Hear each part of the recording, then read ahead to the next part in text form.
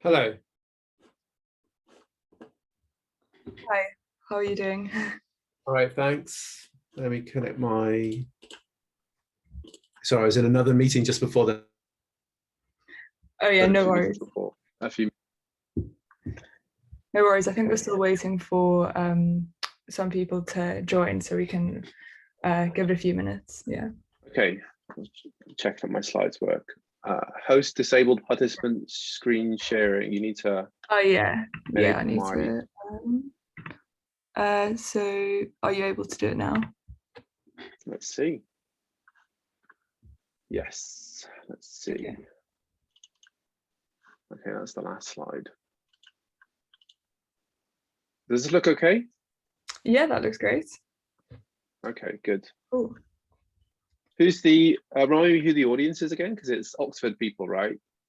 Yeah. So anyone can really join, and we also stream live on Facebook, so people can watch on there too. Okay. So yeah, but within the society, the audience is kind of students of Oxford University. So okay. Yeah, undergraduates and postgraduates. Yeah. Hello, so, Facebook. Oh wait, that reminds me. I actually I'm going to start streaming now. Oh, you're not streaming to Facebook. Okay. Yeah, let's start that.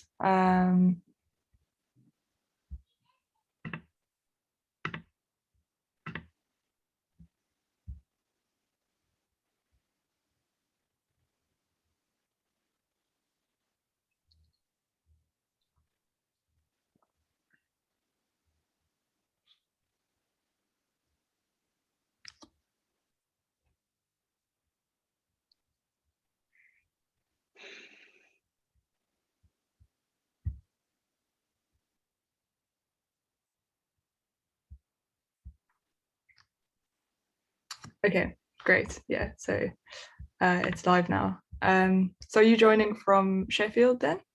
I'm joining from Sheffield. Okay. I work with the AWS Center for Quantum. I work at the moment with AWS Center for Quantum Computing, which is mostly based in Pasadena. Okay. Yeah. So you haven't been able to go there yet then over? No. Okay. Something to look forward to then. No. Yeah. Should we? Right, yeah, let's get started. So I'll actually wait, it's just gone 6 o'clock. So I'll get started then. Why not? Okay. So so thank you to everyone for coming. I am really excited to have Dr. Earl Campbell here. He's going to be speaking about fault-tolerant quantum computing in biased noise architectures. Dr. Campbell is currently a researcher at the AWS Center for Quantum Computing. He is also a senior lecturer at the University of Sheffield. Before this, he was a research associate at Potsdam University and FU Berlin. He did his PhD at Oxford within Simon Benjamin's group. So yeah, his research is focused on building quantum computers which can sort of reliably perform these algorithms that we're trying to design. And so he's involved both in this algorithm design and the software design. Okay, so without further ado, you're welcome to start. Thanks, Amy. It's a pleasure to talk at an Oxford seminar where I did my PhD, even though I don't get to visit you today. So today I'm going to talk about fault-tolerant quantum computing in biased noise architectures, which is really a presentation about this paper here that's on the archive, which has a similar but very slightly different, subtly different title. So I guess I made the title slightly different just to emphasize different features of the work and the fact that what I'm going to try and do is an overview of this whole nearly 120-page paper, which is very ambitious because it kind of describes kind of like how you model the very, very low level hardware physics of the system through to how you kind of model it, a more abstracted noise model, through to how you would put that into an error correction simulation, through to fault tolerant logic, and then all the way up to how you would solve a particular algorithm, so the Hubbard model. So I'm going to try and overview all of it, which means that I won't go into very much detail. So it'll be more of a kind of introductory / pedagogical talk that, you know, if you like it, maybe you can go learn more from the paper. Okay, So as I kind of surveyed already, there's these different components to it. So what feasible hardware parameters are there? We're going to think about cat codes to suppress bit flip errors. So this is particularly kind of qubit. And then error correction to suppress any leftover phase flip errors and to suppress phase flips and any leftover bit flip errors. And then there are two different protocols for how to perform Toffoli gates, because those are the hard gates performing quantum computing. I'm mostly going to talk about the bottom-up protocol because it's a bit simpler than the top-down one. And I'll say a little bit about algorithms at the end. So noise bias from the title of the talk. So you can have coherent noise channels and other kinds of noise, but often we just work with Pauli noise channels if we can. So Pauli noise channel is one that just takes a state rho and mixes it with some amount of rho rotated by, say, x, y, z, or the identity. And we say a noise channel is depolarizing, which in fact has no bias in its noise, if all of these px, py, pz numbers are the same. We say a channel is dephasing if px and py are both 0, but there's some non-zero amount of z noise, phase noise. So this is a kind of infinite z bias in the noise. Can you see my mouse okay? Yeah, good. Bit flip noise is where you have some non-zero amount of bit flip noise and the other components are 0. So you can think of that as being infinite x bias. So for both of these cases, dephasing noise and bit flip noise, you only really need some kind of classical code to correct them. And then you can think about, which is, I suppose, going to be the main topic of this talk, noise that is biased, but not infinitely biased. So let's say that the Z component is much, much larger than the X or Y component, but maybe these, it's questionable whether these are negligible or not. So it's going the wrong way. So I'm going to give a very, very elementary introduction to error correction before we ramp up. So when I talk about the repetition code, I'm talking about a very simple classical code, which is adapted to the quantum setting, where you basically just take your message and you repeat it n times.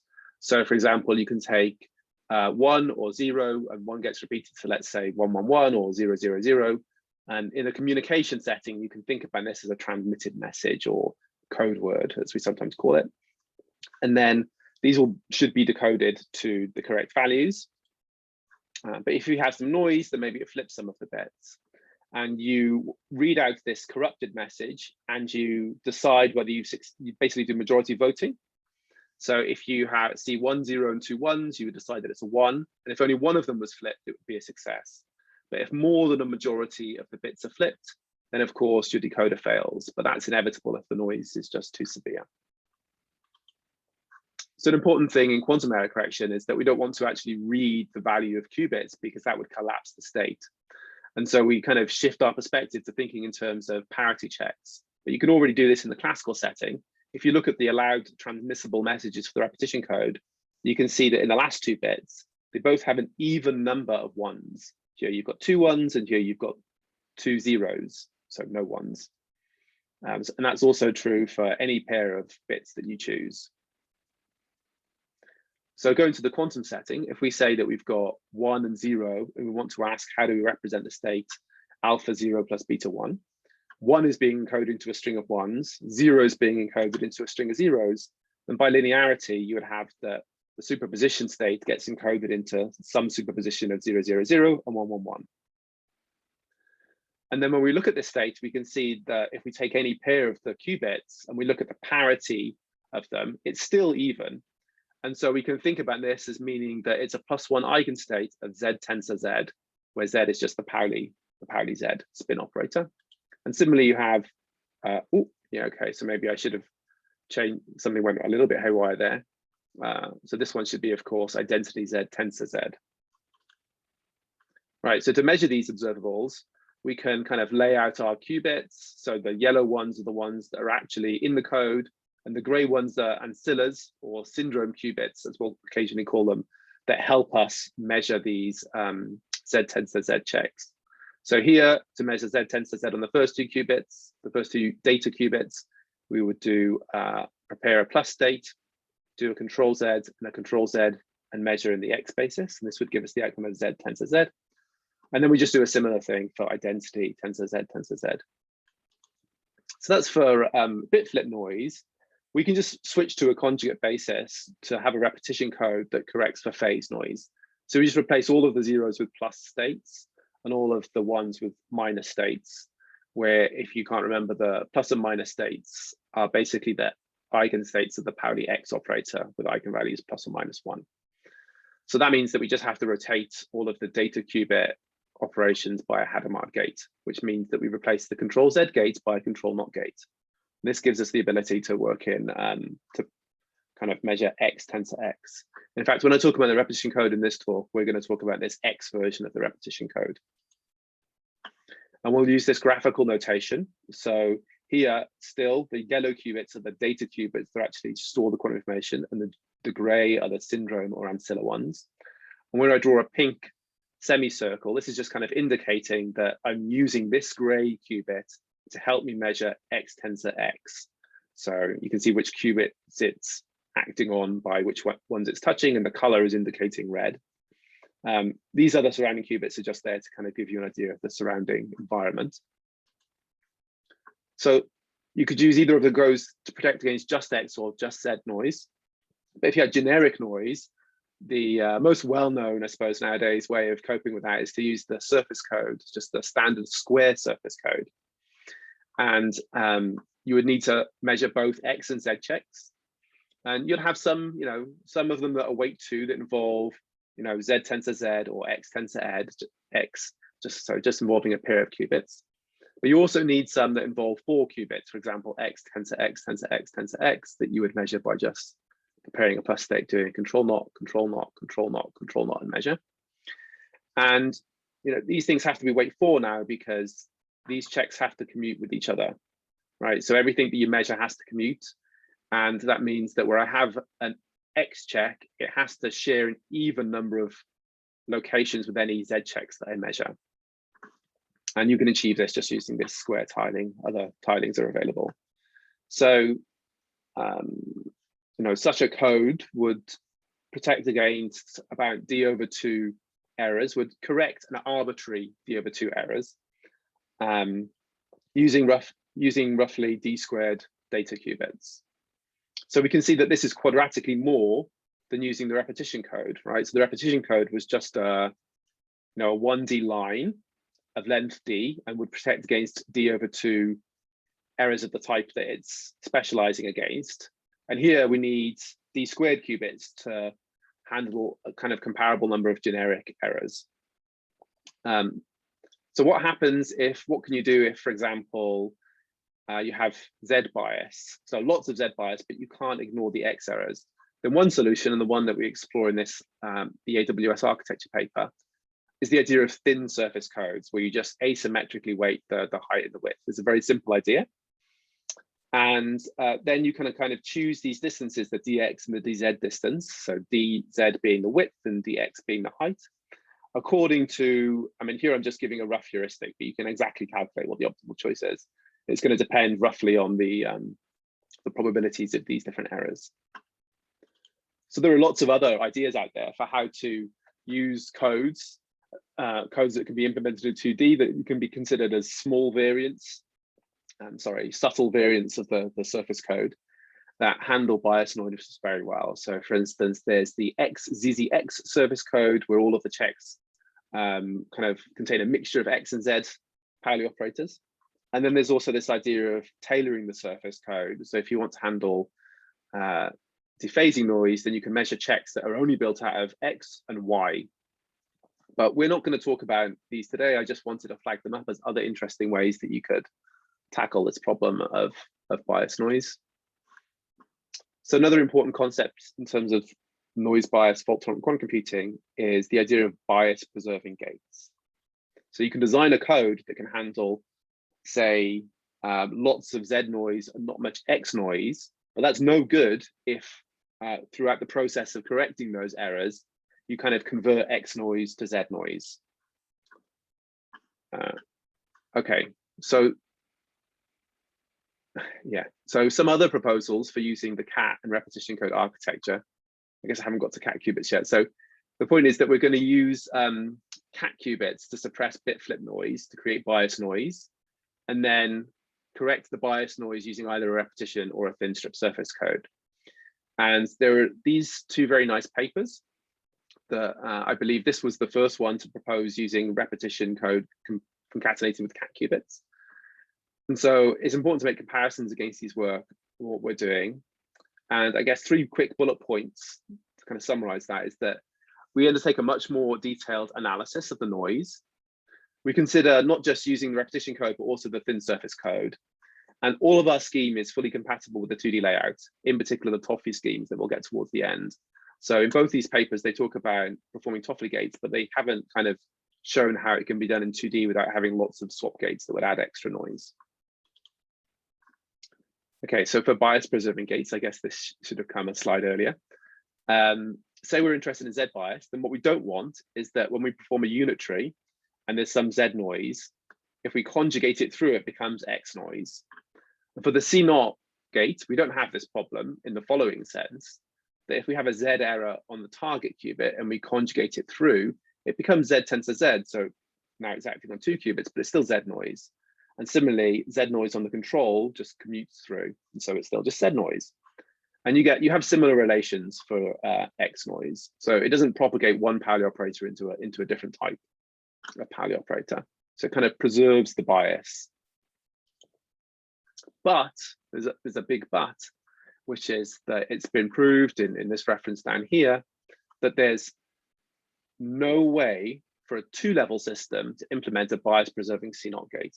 So you've got your qubit, and imagine that you want to implement your C0 gate via some continuous dynamics. You have some time dependent Hamiltonian that you change over time and you bring it back to being the 0 Hamiltonian in such a way that when you integrate over all the time that this gate or this pulse has been on, you get the C0 gate. Then you can ask what happens if there's a Z error in the middle of this gate at some time, let's say tau X. And what you find is that if this Hamiltonian only ever acts on a 2-level system, so just the qubit that you're working with, then there will always be a time where this Z error changes into an X error, and so ruins the noise bias of your system. But there are ways around this no-go theorem. If you start in a qubit with some extra levels that you don't really want to use, and you end in a qubit or a 2-level system with levels that you don't want to use, but in between you have some higher levels, and you kind of go through these as you're performing the gate. And the most higher level system there is a bosonic system, and that's the one that we're going to be talking about. So the way that we're going to introduce bias is using cat states. And just for this one particular section of the talk, there will be some bad drawings, meow, because I got a new tablet and I was experimenting with making slides using the stylus, but with mixed success, including these terrible sketches. So please forgive them just for a few slides. Sorry to interrupt. Your audio is just gone. I'm not sure if it's just me, but your audio is gone. Okay, hang on. I mean, we can still hear you. It's just slightly.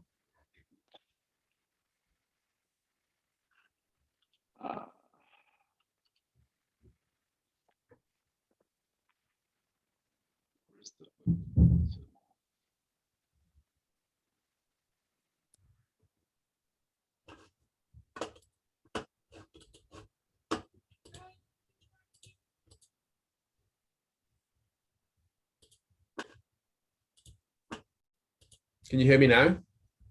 Yeah, that sounds a lot better. Yeah, sorry, it was just we could still hear you. Oh, these ran out of battery because they weren't charging properly earlier. Sorry. Okay, no worries. Hopefully, it's not too reverby with coming out of the speakers. Okay. No, it sounds great. Yeah, it sounds good. Good. Okay, so as I promised, this is a kind of very pedagogical talk. So most of you, I imagine, are familiar with the idea of simple harmonic oscillators, with the simplest of which is say a pendulum that has some position of momentum.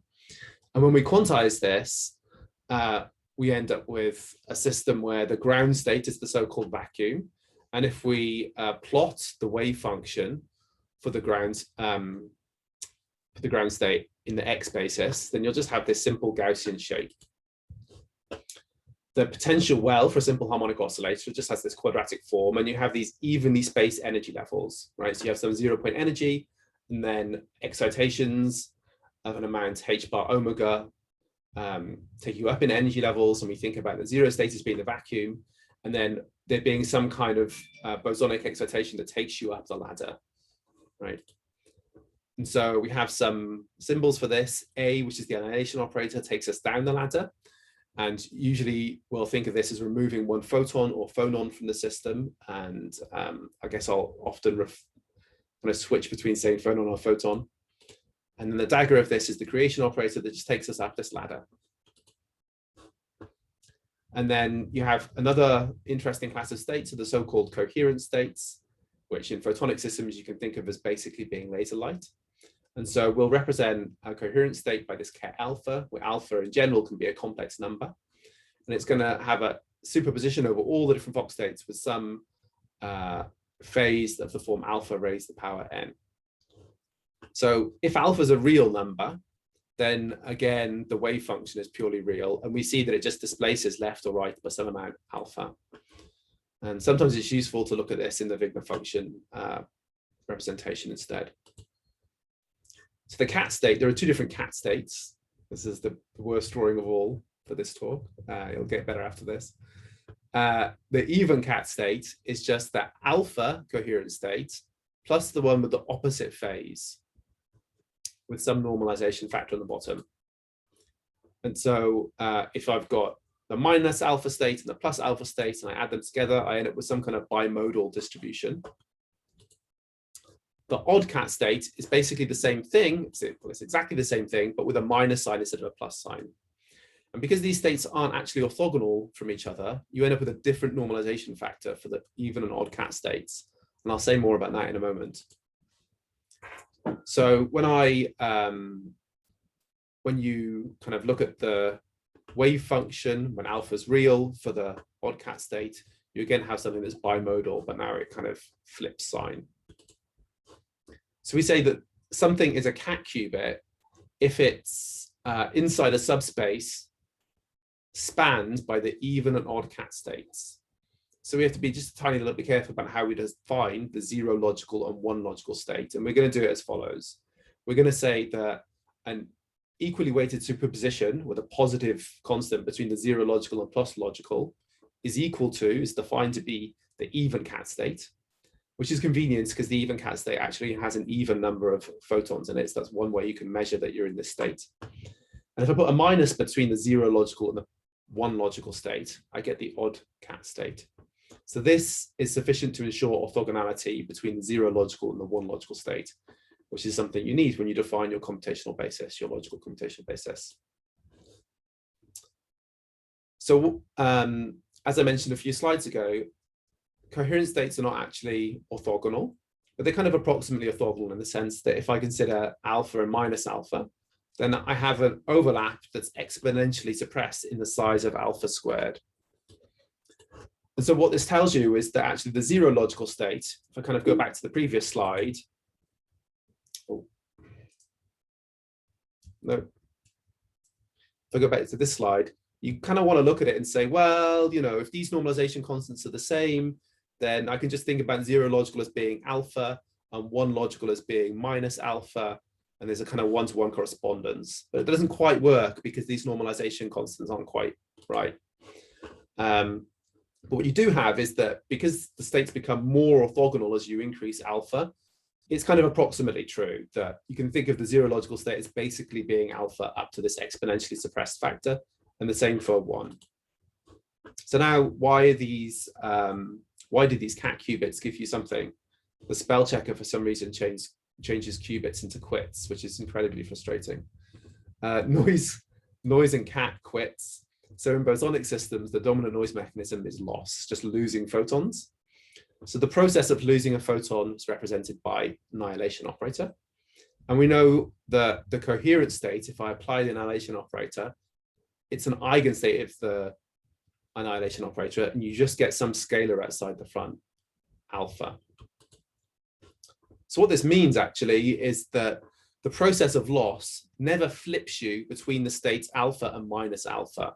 It brings a scalar outside the front, which has a phase in it, which means that it can introduce phase errors between alpha and minus alpha, but it can't flip you between them.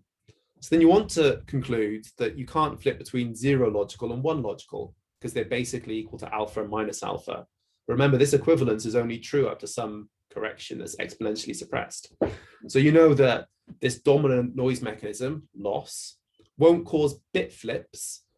Well, the rate at which it causes bit flips is suppressed in this factor, e to the minus 2 alpha squared. And there's some constants, and you'd like to know exactly what these are. There's some cost for making alpha larger. First of all, as you increase alpha, you tend to increase the rate that Z errors are occurring at, whilst you're exponentially suppressing bit flips. But also some of the assumptions that tend to go into the modeling start to break down as you make alpha larger. So this is not just a Ferris dream. This is something that's been experimentally demonstrated in this paper by Les Canetel. So they implemented a photonic version of the cat qubit. And so in this plot here, which is figure 3 from the archive version, you can see that the bit flip coherence time, which you could think of as being 1 over the bit flip error rate. So this is on a log plot, and they're plotting it against alpha squared. And you can see that there's a straight line for some period of time. So this is telling you that you're exponentially increasing the bit flip lifetime, or exponentially suppressing bit flip noise, up to some point at which other physics takes over. And here it works up to alpha squared equals 3. But this is really a first experiment. And there's good reason to believe that by improving the experimental design, you should be able to get up to higher alpha squared values. Okay, so that's how we define a cat qubit. That's why it's tolerant against bit flip noise. How do you do gates? Well, one way that you can do, for example, an X gate is just adiabatically. So I can think about these 2 different patches, and I change the Hamiltonian, or as it will turn out in a few slides' time, the dissipator for the system, such that it just interchanges the spots alpha and minus alpha adiabatically. And since 0 and 1 are basically equal to alpha and minus alpha, you've essentially done an X gate.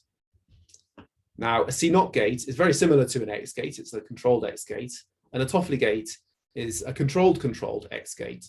And so you can imagine designing a Hamiltonian where you've got,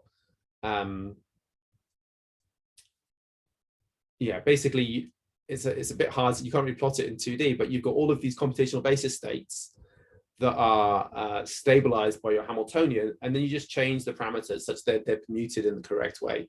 And if you do it adiabatically, you should maintain exponentially suppressed bit flip errors. Okay, so having said that, how you actually ensure that you're in a cat qubit state, and there are several different ways of doing it. The one that we investigate in the paper is this idea of dissipative cats. So if we define what a dissipator is first, so a dissipator or jump operator, so for any operator L hat, I can define the channel DL, which acts as follows on the right-hand side. Any of you that have studied open systems dynamics or master equation might recognize this. And then what you have is the time evolution of rho is just equal to this operator acting on rho with some rate kappa.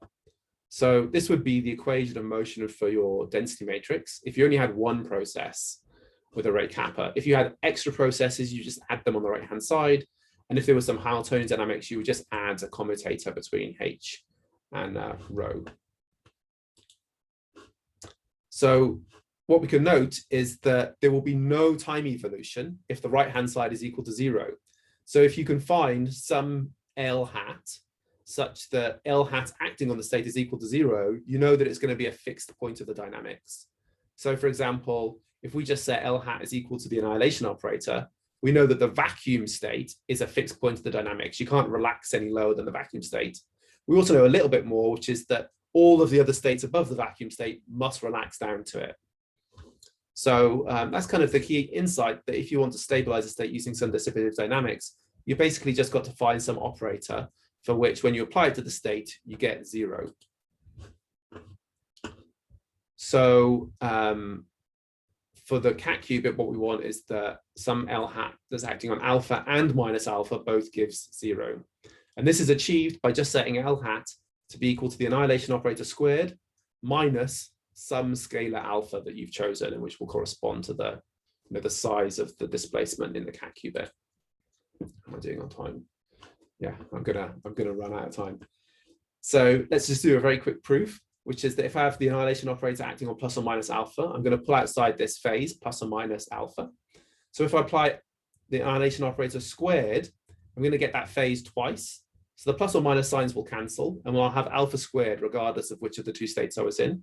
So I bring this alpha squared over to the left-hand side, and what I find is that I've got a squared minus alpha squared acting on these states gives me 0. So that proves that these states are fixed points of this particular jump operator. And then it's just a little bit more to work to see that they're the unique fixed points. So you will always relax down to these states.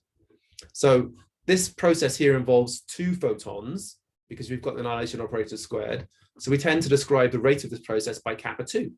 But there's also an unavoidable bad process, which is photon loss. And this is the process that leads to dephasing noise.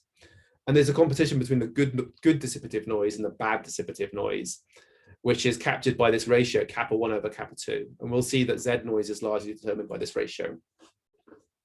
Okay, so the paper contains extensive detailed simulations, and I just want to kind of summarize the results over the next couple of slides by saying that we wanted to investigate very rare bit flip events, which are happening with probabilities very, very small, like 10 to the minus 10.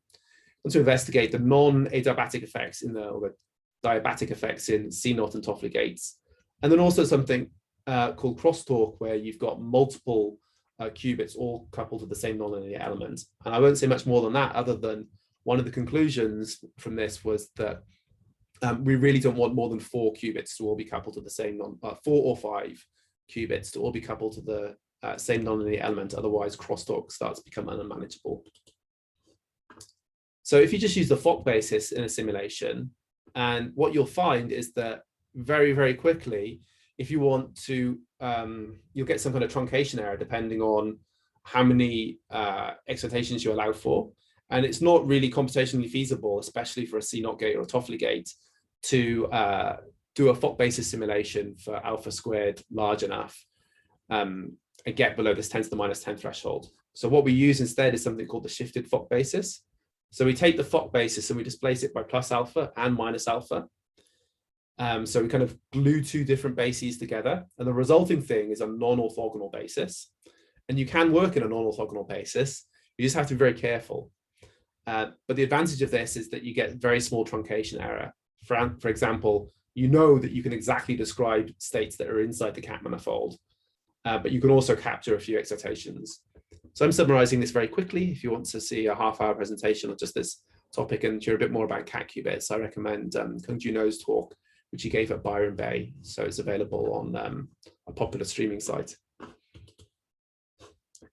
So what's the result of some of these numerics? Well, let's just look at the C0 gate, and let's make things very simple and just look at a particular value of, let's just ignore certain other contributions like the phasing noise and thermal noise, which we do study in the paper.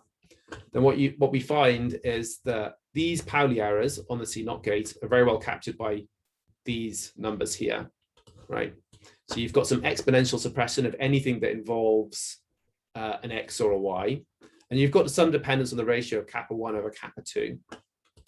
So let's plug some numbers in, which are kind of aggressive and ambitious, but possibly feasible. So let's say that alpha squared, which also corresponds to the mean number of photons in the cat qubit, is 8. And the ratio of kappa 1 over kappa 2 is 10 to the minus 5. So the Les-Can experiment that I described is still a few orders of magnitude away from this. So what you get then is that Z errors are happening with about 3% probability, but these bit flips are suppressed all the way down to order 10 to the minus 10, which is a fairly hefty suppression. So there's a bit of a trade-off here. Phase errors are kind of comparatively high to what some architects might estimate, but the bit flip errors are very, very low.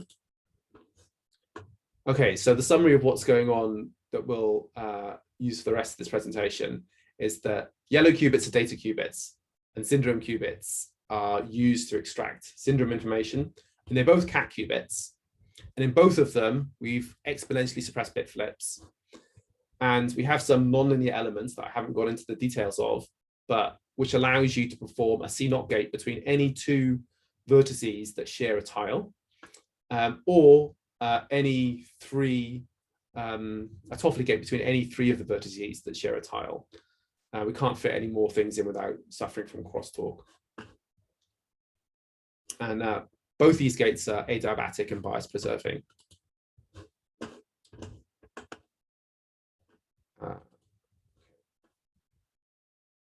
So error correction. We've got to deal with the leftover noise that the cat qubit doesn't deal with. So there's lots of Z noise left over and maybe a little bit of X noise. So remember, we had this kind of 2D layout for the repetition code. And we explore many different parameter regimes in the paper, but I'm going to throughout use this example parameter settings where you've got 8 photons in the system and the ratio of the good to bad noise is about 5 orders of magnitude. Then what we can do is we can simulate the repetition code and perform minimum weight perfect matching to decode what the error was and check whether we succeeded or not. And this plot here is a result of such a simulation. And on this axis, we've got the size of the code. On this axis, we've got the logical error rate, which includes both the X and the Z logical error rates. And for small n, what you see is that this is a log scale. So I'm increasing n and we're going down. So we're exponentially suppressing the noise. And this is mainly because we're exponentially suppressing the Z noise. But at some point, actually quite quickly, we reach a point at 9 qubits where we reach the minima. And after that, the noise, the total noise starts going up. And the reason it starts going up is that we're not doing anything about bit flips. So the bit flips are slowly accumulating. Now, it sounded like that they were very, very rare occurrences because they happened with a probability close to about 10 to the minus 10. But there's hundreds of fault locations in this system because there's 10 qubits and yeah, this is the logical error rate for doing 10 rounds of error correction. So there's many different places that an X error could happen. So you have to factor this into this plot. So one thing that you can read off from this is that potentially just using a cat qubit with a repetition code might suffice for an algorithm that has thousands of gates.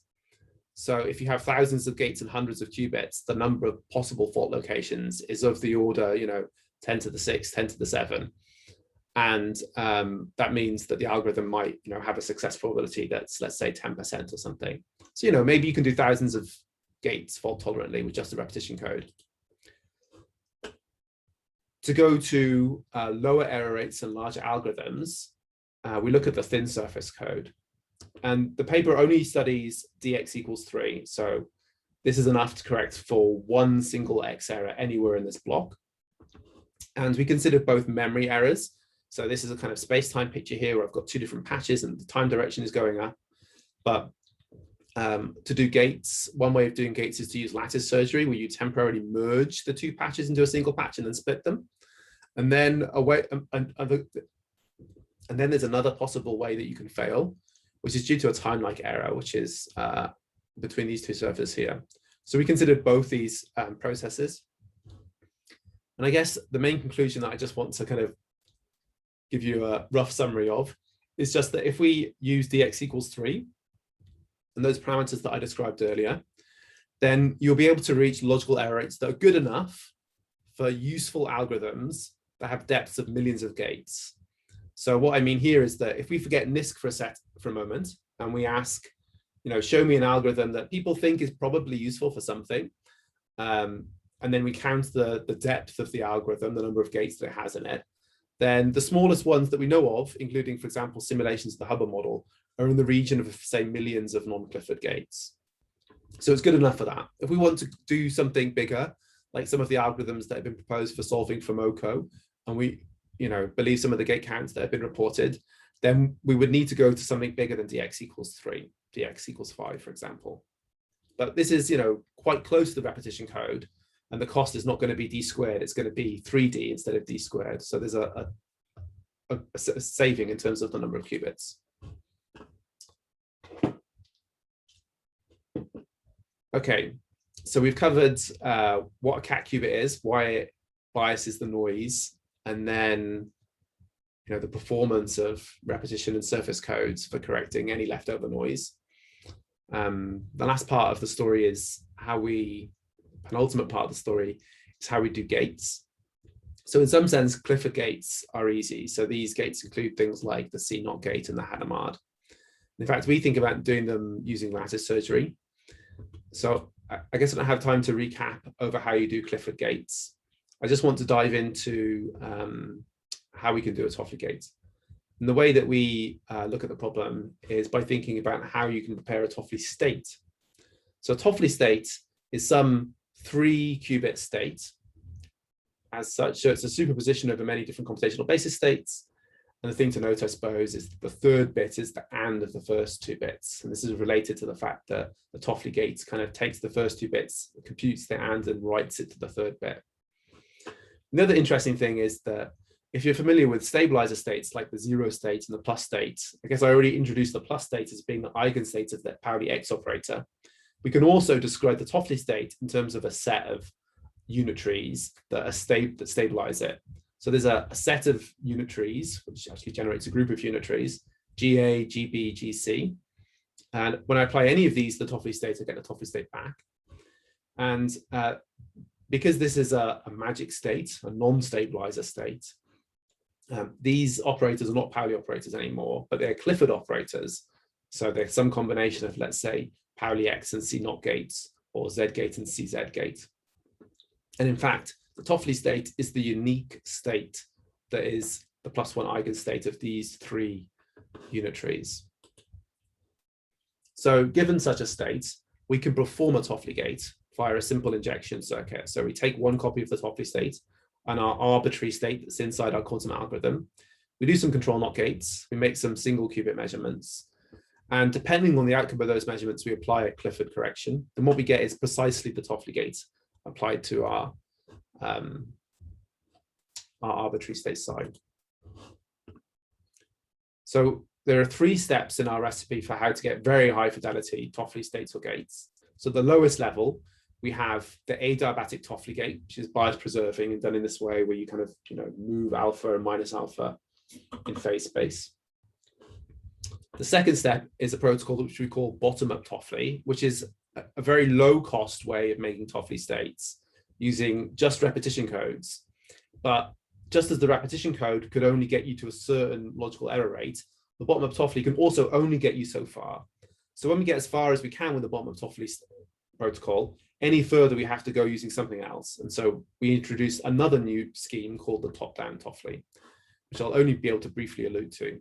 But it's interesting because it uses a mixture of different types of encoding, surface and repetition code. So there's a few different insights that go into this bottom-up Toffoli protocol. So we want to know that we've got a +1 eigenstate of these 3 operators. So we could just measure all 3 of them, but that's measuring 3 things, which is a lot of work. If we could get away with measuring 1 of them, then that would be great.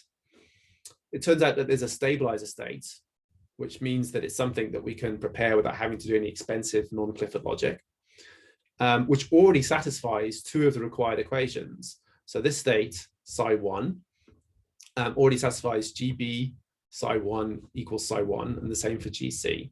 So maybe we can just look at one of these. If we look at GC, then we see that it's got ZA and then CZAB. Right.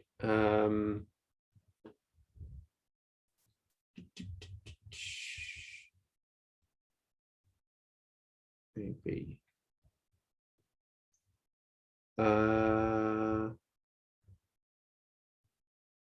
Yeah, okay, right. So took me a while to see that. So CZAB gives you a -1 sign when A and B are both in the 1 state, right? So you've got 1, 0 here, so that doesn't pick up a sign, and then 1, 1 here, so you get a minus sign from the CZ gate. And ZC acts on the 3rd qubit only and gives you a minus sign when that's in the state 1, so that flips it back to the correct value. So you can see that GC applied to this state gives you the correct thing. And this is how you prepare it from single qubit states and C0 gates. So the second insight is that this operator GA that we want to measure is always transversal for any error correction code that is, the technical term is CSS, but it just means that it's defined in terms of X and Z checks. And what this means is that we can encode the qubits ABC. We don't have to think about them as physical qubits, but encoded qubits. And just kind of implement this circuit transversely, right? So we can kind of just replace C naught BC with C naught acting on each one of the physical qubits in blocks B and C. The third insight is that if we take controlled GA, then this can be implemented with C naught and Toffoli gates, right? So adding a control to the X becomes C naught, and adding a control to C naught makes it a Toffoli gate.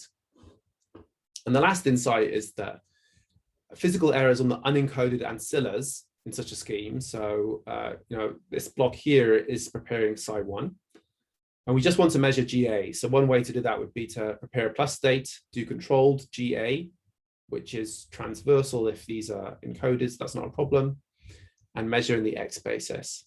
So if we've got bias noise, which only, to a high degree of accuracy only gives you Z errors, the only thing that can really happen is we can have a Z error acting up here that flips the outcome. So the measurement outcomes are unreliable, but you can't really kind of corrupt the data in a really terrible way, assuming that these lines represent error correction codes that protect against enough Z noise. So if the measurement outcomes are unreliable, that can be dealt with by just repeating this procedure several times. So that's what this sequence represents, several repetitions of this faulty measurement of measuring GA. And one of the things that I wanted to contrast in our work versus other proposals for how to use, say, cat plus repetition code architecture is that everything can be compiled down to 2D. And so this is the layout that we can use for the bottom-up Toffoli. So we've got 3 repetition codes, A, B, and C. And we want to measure the operator GA between these, right? And I had a plus state. Now, if there was a single qubit that was a plus state and it had to interact with all of these yellow qubits, we wouldn't be able to do it. So the first thing you do is you kind of change the plus state into a G8Z, you delocalize it. And then you want to measure, let's say, C naught between these 2 qubits. So you do controlled C naught, which is Toffoli. We need to do it transversely, so on every pair. So we need to do a Toffoli here, a Toffoli here, a Toffoli in this block, and all the way along. And then we need to do controlled logical X. But logical X for the repetition code is just a single qubit X. So we just need a C naught gate there. So we can just about fit everything in by kind of wrapping this repetition code around the corner to meet this qubit here and implement this controlled GA measurement. So we repeat this several times, and we're simulating it using minimum weight perfect matching and the noise model that we get from detailed investigations of the physics of the system. And you get these results here. So it's plotted as a function of kappa 1 over kappa 2, the ratio of the good and the bad noise, the single and 2 photon dissipative processes. And then we've got the total Z error rate on this axis here. And so what we can see is that, if we go up to distance 9, which is the largest distance that we want to go up to, if you remember, then we can get down to about 10 to the minus, close to 10 to the minus 6 logical error rate. So where did we start? Well, for a C naught gate, if you remember, it was about 3% the error rate on a C naught gate. And for a Toffoli gate, it's going to be even worse at the physical level. So we've gone from 3% down to 10 to the minus 5 using, a patch like this size and repeating several rounds of this kind of slightly post-selective protocol. So this is a very, very small footprint. If any of you have ever looked at designs for magic state distillation factories, they typically look much larger than this. So it's a cheap way, a very cheap way of getting down to this level of logical error rate.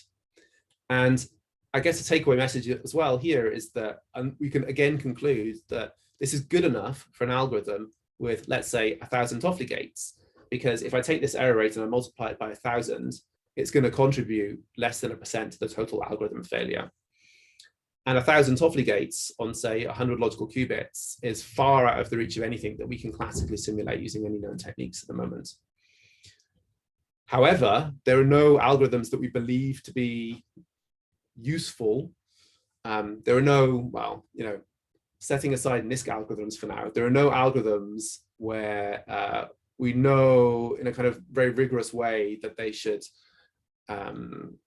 work using a certain number of gates and do something useful and only use of order 1,000 Toffoli gates. We really want up to, say, 1 million Toffoli gates. And for 1 million Toffoli gates, you're almost certain if you use a milli of these Toffoli states, you're almost certain that at least one of them will fail. So I guess one thing that people sometimes get mistaken with is, why does the repetition code logical error rate need to be so low, right? If I use a distance 9 repetition code, if you remember, that was kind of where the minimum was for these choice of hardware parameters. The lowest logical error rate we saw was about 3 times 10 to the minus 8. So, why is it not the case that we can just implement an algorithm that has 10 to the 8 Toffoli gates in it? Well, this is the probability of a failure occurring at one particular patch of surface code. So to find out the total failure probability, we have to take the depth of the algorithm times the width of the algorithm times the probability of one of these logical failures. So the depth, let's say it's 1,000 for like 1,000 Toffoli gate algorithm. So we're assuming that the Toffolis can be done sequentially, which is not always the case. And let's say that we've got 100 logical qubits, right? Then the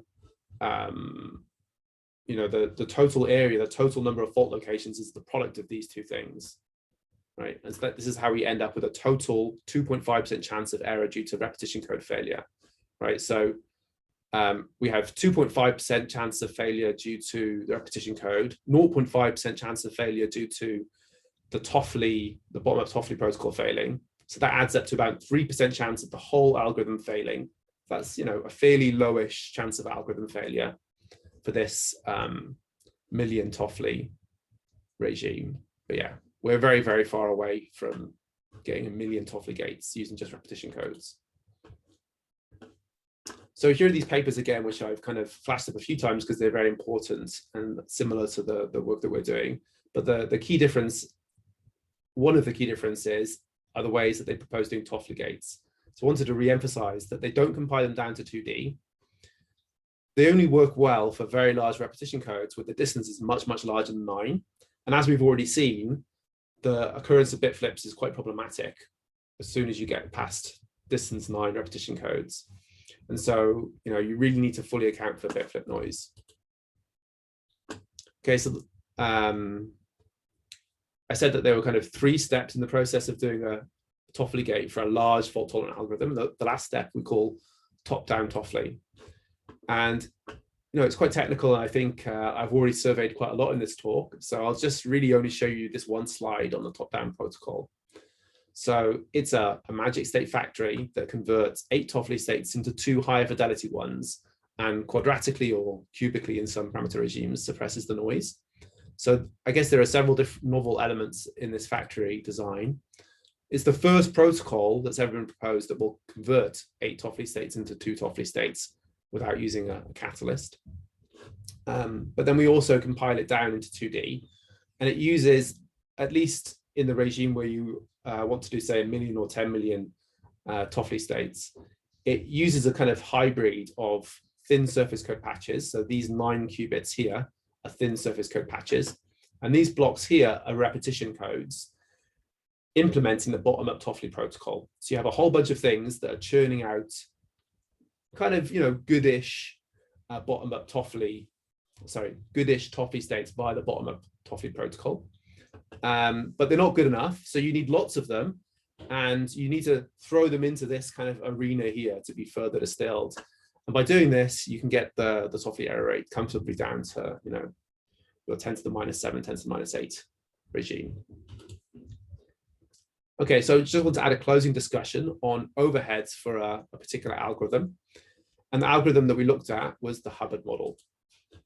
So there's a kind of sister paper to the architecture paper. So the architecture paper is kind of, a big 120-page paper that mostly focuses on the hardware. There's this kind of shorter sister paper that just looks at what the cost of, or how many Toffoli gates you would need to implement a simulation of the Hubbard model. And by simulation, I mean a phase estimation protocol that tries to estimate what the ground state energy is. And so I should probably add that this was also considered by Kivlichin et al. But I managed to improve the I managed to reduce the number of non-Clifford gates you need by about an order of magnitude. Anyway, so this is a table from the Hubbard model paper, and it's got lots of different parameters in here. Say the lattice size, so it's like an L by L lattice, the physical system that you want to simulate. There's some parameter which you kind of think of as describing the hardness of the problem, and this U over tau is the hardest regime that we can look at. You can read off, let's say, how many logical qubits you need. So I've just highlighted one row here of the table. And I highlighted this row because it's the one that gets quoted in the abstract of the paper. So this is, there's a whole range of problems you can consider, and this is the one that we pick out. So it needs, nearly 1 million Toffoli gates and about 1 million, just over 1 million T gates. But we can convert all of those into T gates by using, we can convert Toffoli states into T states. And so what this means is that all of these costs can be converted into Toffoli costs. So in total, what we need is just over 1 million Toffoli gates. So we can see that we wouldn't be able to execute this algorithm just using bottom-up Toffoli. And these are amongst the lowest costs associated with any algorithm that we believe to be useful, or for which there's some argument might be useful. Okay, so there's this table is from the Hubbard model paper, and then the table on the right is from the architecture paper, the AWS architecture paper. And these two kind of rows directly correspond to each other, but we're kind of reading off different things here. So here we're quoting the total runtime of the algorithms. We're accounting for how long each of the gates is meant to take. And we're counting the number of ATSs. So that's one of the details that I've skimmed over, but you can think of it as being this elementary tile that we build the device out of. So I drew a tile which had 4 qubits attached to it. So we need 32,000 of those elementary building blocks, and the runtime is about an hour. So those are, respectable numbers that tells you that for such a kind of problem, it's a viable architecture. And everything is kind of rigorously assessed from the ground up.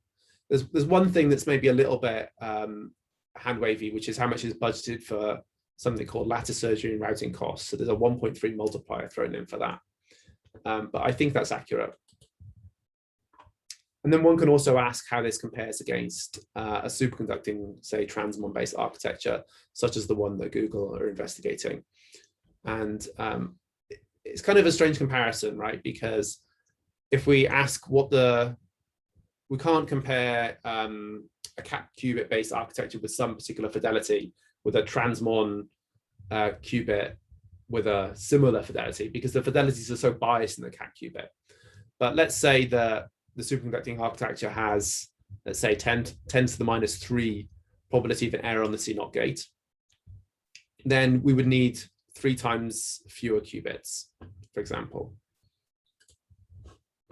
Okay, so in summary, it's a big project, and I've tried to give you a very broad overview of some of the basic concepts in there.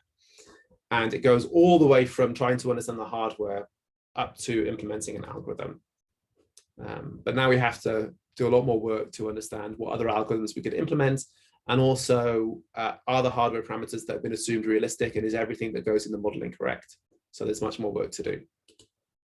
Thanks for listening. Great, thank you so much. That was really interesting. So we'll move into the Q&A session now. So if anyone has any questions, they can just post them in Q&A, and then I'll read them out. So I guess I can get started with the question while we wait. So these surface codes are, I imagine, kind of specific to what kind of errors you're getting. And is it sort of like, would it be possible to change this surface code depending on what kind of computer you're working with, if that makes sense? So depending on the sort of error rates that you expect, tailor the surface code to that particular computer. Yeah, I guess that's basically the idea, right? The standard one that people think about is just the square surface code. And it works very well for unbiased noise, so depolarizing noise. And yeah, if you have some kind of noise bias, the best thing to do is to, tailor the ratio of the height of the width. That's what the thin surface code does. But then there's lots of other things that you can do. So I mentioned two other things: the XZZX surface code, which has impressively high thresholds, and then this other one, which is sometimes called the tailored surface code, where you measure XXXX and YYYY instead of XXXX and ZZZZ. So you just kind of change the basis.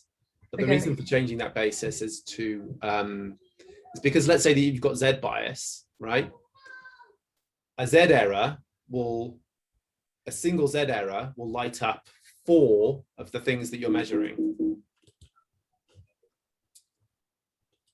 right? So you kind of get more information from a Z error. So like if we imagine, if we just got the normal surface code here, and I put a Z error here, then this check will report -1 and this check will report -1. If I put an X error here, this check reports -1 and this check reports -1. But if I put a Y error here, then this one, this one, this one, and this one all light up. So it's kind of like it's easier to see where the error probably was, because there are so many syndromes that have kind of lit up to flag up the location of the error. But of course, people don't normally work in a basis where Y is the most common error. So if you replace Y with Z and Z with Y, then you have different checks that you're measuring. But there are kind of challenges to using the tailored surface code in that there aren't any decoders that are known to work for it that exploit this bias and also work for circuit level noise. So the papers that have investigated it just looked at something called the phonological noise model. So a toy noise model, it's much easier to build decoders for, but they saw good evidence that it works well against bias noise. Is there another? Right. Okay, that makes sense. There's also been 2 questions in the chat, so I'll read them out. Okay, so Alex Kissinger says, do you consider other kinds of factories for T states than the catalyzed CCZ based ones? Okay, so we don't consider catalyzed CCZ based ones, right? This is a different factory. So I guess what we wanted to do was, let me go back. Yeah, this is the bit that I sketched over the most. You know, we started off by reading these other papers that I mentioned that had Toffoli schemes proposed in them. And, you know, we started working with those, but we found that they didn't work very well. And so we kind of just naturally transitioned into thinking about how we can prepare Toffoli states a different way. Right, so we could also try and prepare T states directly in this architecture. But one of the nice things about the bias noise is that, yeah, okay, how can I explain this? It was this point that I was trying to make here, right? So this circuit works pretty well because we've got bias noise. So if we have a Z error, it just corrupts the measurement, and I can just repeat the measurement many times to be confident that I've got the correct outcome. But if I had a bit flip up here, or a bit flip, you know, somewhere in this procedure, then it could completely mess up the protocol, right? So it's much easier to design these kinds of distillation protocols where you just do a control measure at Clifford in a setting where you have bias noise compared to a setting where you don't have bias noise. So that kind of started us off down the road of preparing Toffoli states using this bottom-up Toffoli protocol, but then it wasn't getting good enough fidelities. So we needed something else. And there weren't really many protocols out there that took you directly from Toffoli states to Toffoli states, right? So I don't know, I kind of have to try and read into Alex's questions what he's talking about. So he mentioned catalyzed CCZ based ones, and there's a paper by Austin Fowler and Craig Gidney. Oh, sorry, I'm randomly scrolling around slides now. There's a paper by Austin Fowler and Craig Gidney with a title that says catalyzed CCZ based factory. So what they do there is they exploit that there are very good protocols that take as input T states and as output give CCZs, right? And the catalyzed in that factory is the idea that if you wanted to go from T to T, you would have to catalyze the CCZ into T again.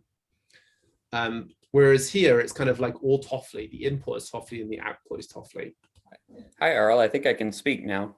Hi. Yeah, go ahead. All right, That so makes sense. Or was I answering the wrong I think question? the thing I had a question about was maybe it's just on your next slide there. Okay. Or no, I mean that's just Here, this step here. Yeah, so this thing was the question, and I thought you were saying basically you could use, once you can start making these Toffoli states, then you can get T states. Yes. Yeah. Okay, so I guess there are kind of two currencies, right? There's Toffoli and there's T. And when you write down the algorithm, it has some requirements, which is some number of Toffolis, yeah, and some number of T's. And you could have two factories, one that makes T states and one that makes Toffolis. Yeah. And they could supply whatever the need is. But usually what people do is they think about having a single factory. You just solve one problem, make T states or make Toffolis. And then you either take 4 T states to make 1 Toffoli, or you take 1 Toffoli to make 2 T states. So you basically choose one currency to work in and shift. And notice that the exchange rate is not symmetric. It's 4 T's to 1 Toffoli and 1 Toffoli to 2 T's. But the slightly odd thing is that to get the Toffoli to T thing to work, you need a catalyst. But that catalyst doesn't really become corrupted if it's present, if it's only being used at kind of the highest level, after the highest level of distillation. And so it's just a small additive cost in the size of the whole device. I mean, if you've got a device that has 200 logical qubits and then you say it's got 201 logical qubits, no one even pays attention to the third significant figure when you quote the results. Sure. So where do you get the first T state from? You get it when you turn it on, right? It's like when you turn your computer on, it's booting up and it takes a minute to boot up. I see. Okay, you just kind of assume that it's there and you don't really think about it because it doesn't matter. Oh, I can tell you how you do it. I mean, before you do anything else, your quantum computer is completely empty. You've got loads of space to do whatever you want, right? So space resources are unlimited. And you make 1 T state, right? And you put it in the corner and then you boot everything else up. I see. So Okay. how can you do it? Assuming that you only have a mechanism of making Toffoli states. Once you've got a Toffoli state, there's a way of making something called a V state, which is like a single qubit state, but for a different rotation than T. Yeah, so you can exactly make V. And once you've got V, you can use a synthesis algorithm to synthesize to high precision at 1 T state from, say, like a few thousand V states. So, it's just something that would take a few seconds or something booting up. What's the ratio? What determines the ratio of 1 versus 2 boson loss? Lots of physics, I think, is the short answer. Yeah.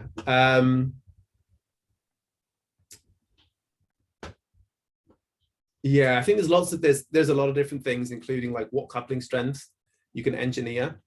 So as I said, it's a 120-page paper, so I'm trying to summarize the details, but I didn't say, for example, where the dissipator comes from, right? I just wrote down a dissipator. So what happens in practice is that